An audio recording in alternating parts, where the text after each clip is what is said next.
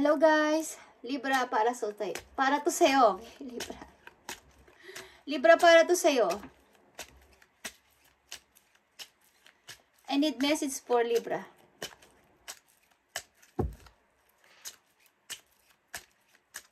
Maging pag-ibig man to o sa inyong situation, sa inyong pamilya.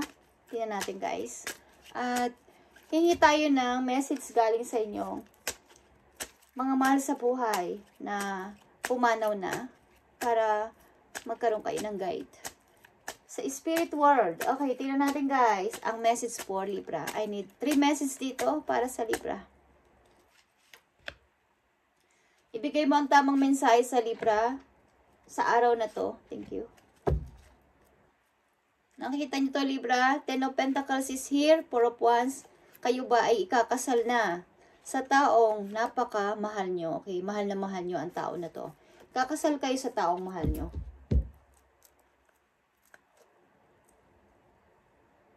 Ten of Pentacles is here, guys. Napakaganda.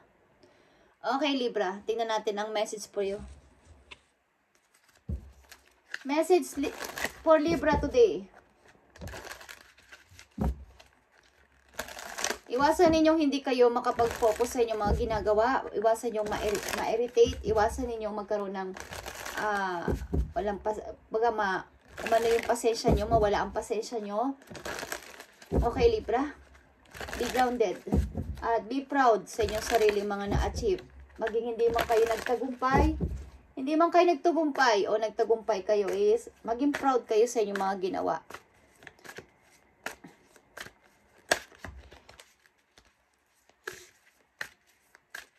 Huwag kayo magpa-distract, guys.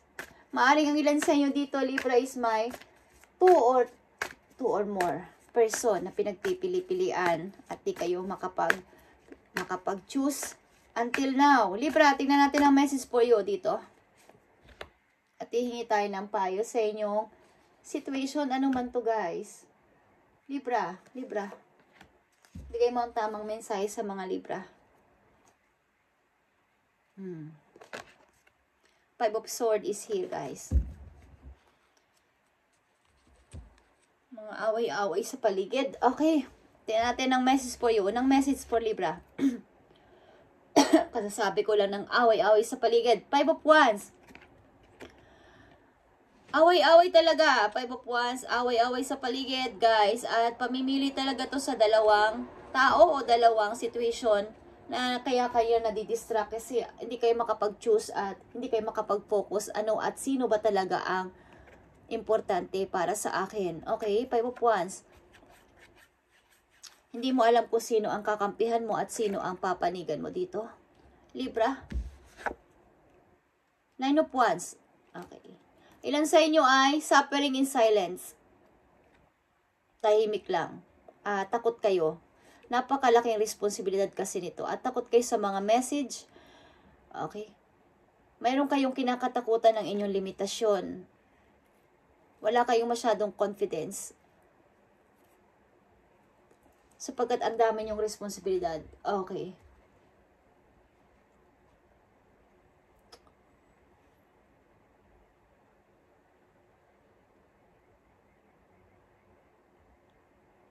Ano ba talaga ang dapat kong gawin dito? Yan ang tinatanong nyo sa inyong sarili. Tingnan natin yan, Libra. 6 of Cups is here. Okay, 6 of Cups.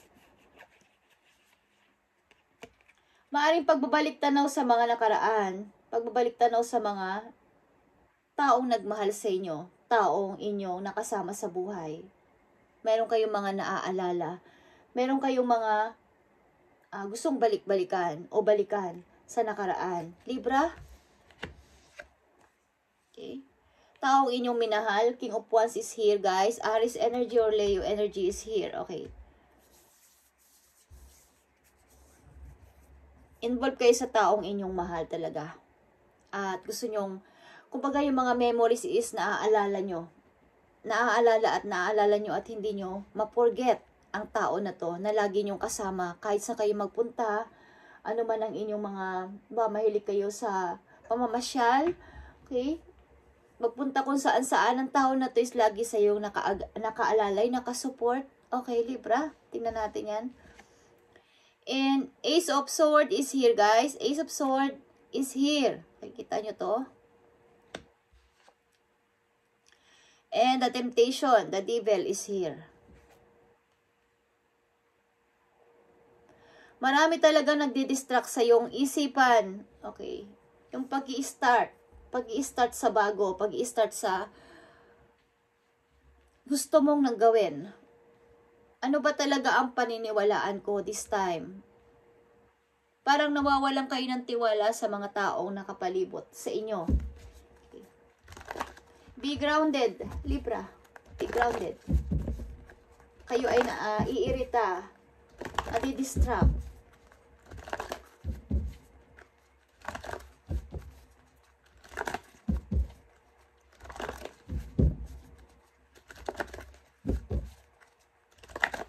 Ilan ba sa inyo is nadidealing sa mga third party, guys? Third party at kahiligan sa isang bagay na hindi nyo maalis-alisan.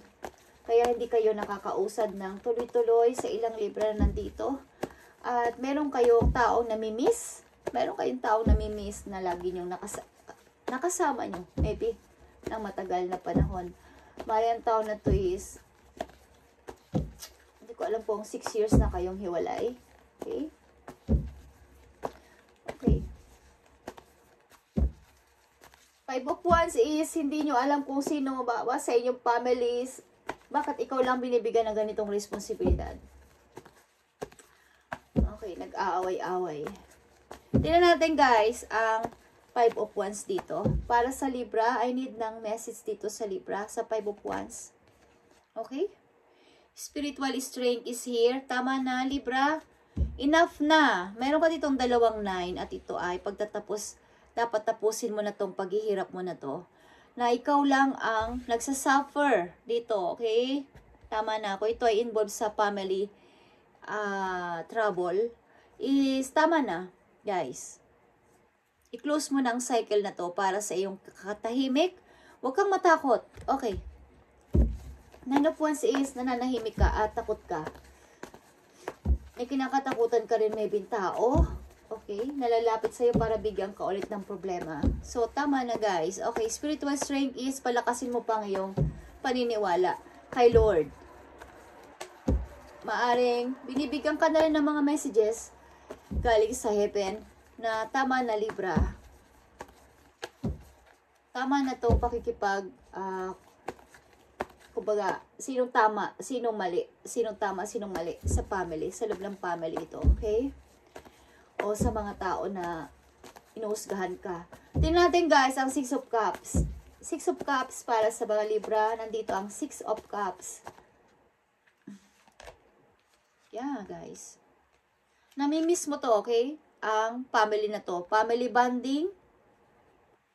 Maring nakasama mo to sa buhay. Ang person na to. Nakasama mo to and maring hindi ko alam kung kayo ay hiwalay na ng person na to, but gusto mo tong makasama sa habang buhay. Maybe with children. Namimiss mo ang person na to. Namimiss mo ng sobra. At hindi ko alam kung kayo temporary hiwalay o tuluyan na kayong hiwalay, pero love mo ang person na to. Love mo ang person na to. At gusto mo makabuo ng isang family, masayang family, kasama ang person na to at maybe magiging anak nyo o may anak na kayo. Ace of Sword para sa mga Libra. Ace of Sword. Confidence, guys. Okay, patience is here. Patience. And talagang nandito ang choose wisely. Marami kayong pinagpipili-pilian. Sa ngayon, guys, marami kayong pinagpipili-pilian. Maybe ito ay tao. Pinagpipili-pilian nyo.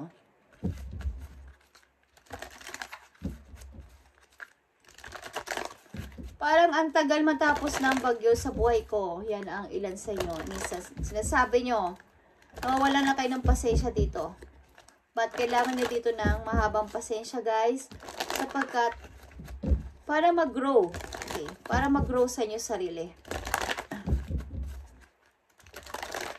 Maring mga unhealthy habit na uugnay kayo o nai-involve kayo. Guys,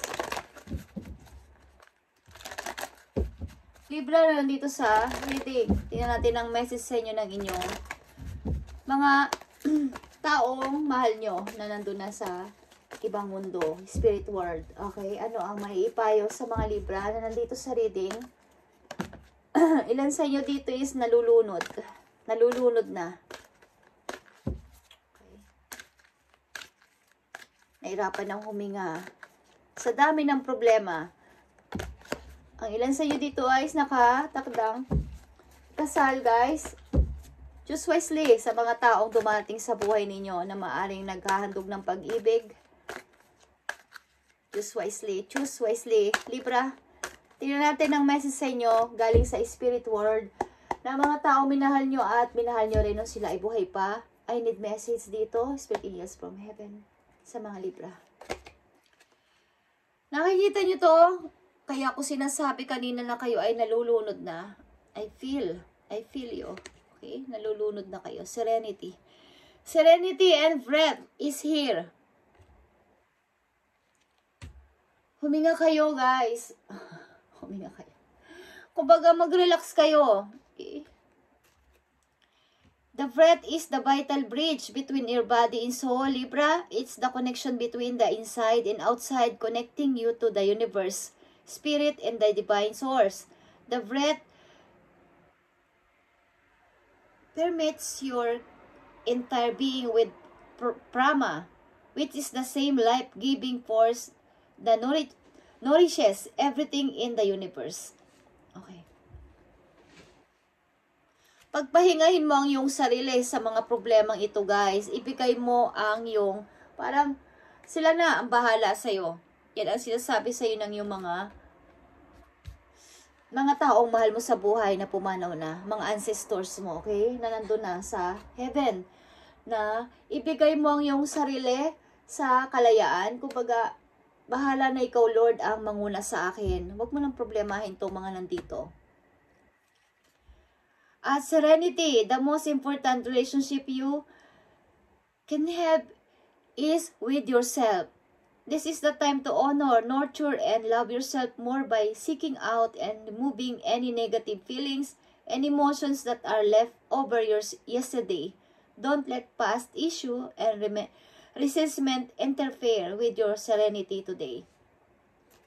Huwag mong pabayaan kainin ka ng, kumbaga, yung mga past, yung mga nakaraan mo na masasakit, Libra.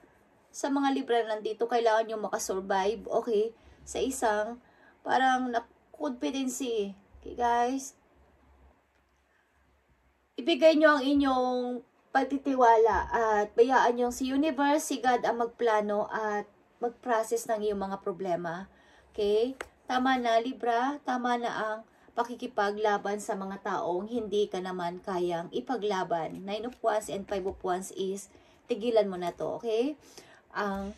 Enough na, Libra. I-close mo ng cycle na to na nagpapahirap sa iyong puso, okay? Kaya I feel na parang nalulunod ka is, kailangan mong palakasin lang yung sarili outside, inside and out, okay? Kasi yung ating paghinga, parang siya yung bridge between your body and soul. Kung hirap na hirap ka is, para kang nakapipil mo na nalulunod ka na sa problema, nalulunod ka na sa nangyayari, at nawawalan na ng light. O na, parang wala ka nang nararamdaman. Okay. So, tingnan pa natin ang last message for you. Ipaubaya mo kay universe, kay God, ang inyong mga alalahanin, Libra, mula sa araw na to. Sa mga Libra na nandito, maaring kayo ay may namimiss sa tao galing sa nakaraan. 4 or 6 years kayo nagsama ng tao na to. Okay, tingnan natin ang last message for you. Libra. Queen of Pentacles is here, guys. Queen of Cups. Sa kambutihing ina. Okay, and 9 of Swords. Pagamat ginagawa mo ang tungkulin mo bilang isang Queen of Cups and Queen of Pentacles is hirap na hirap ka talaga sa iyong bangungot sa nakaraan, guys. Okay, parang ginagawa mo ang yung sarili as a mother, as a nagpe-finance ka pa rin, o parang, alam mo yung financer, okay. Parang kayo ay breadwinner din, kung saan man kayong family nagbibigay ng money, or ikaw ay single mother, o single father kayo, at bilang isang ina o isang ama is, hirap na hirap ka, okay. Hirap na hirap kasi yung situation. At marami kang pinaglalaban dito, okay. Ups and down ng yung mood. Then, Libra.